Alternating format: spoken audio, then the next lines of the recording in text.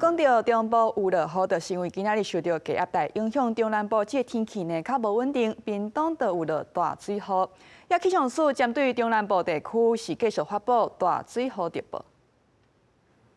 受到西南风甲低压带甲雨势影响，气象署拜六透早3点，针对中南部的县市发布大雨特报，台中以南甲南投大范围的黄色警戒，提醒民众要注意短时间内大水雨。主要是受到低压带附近的环流影响，台湾今天的风向来说是比较偏西南风，在整个西半部今天整天都是有降雨机会的，特别是在中南部下雨的时间还有次数可能会更多一些。整体来说，一样最多的地方是在中南部地区。虽然最近太平洋有风台小连续生成，不过第7号风台范苏哥已经消去。气象署表示，第8号风台吊在草也已经伫拜六透早8点减弱到完全消失。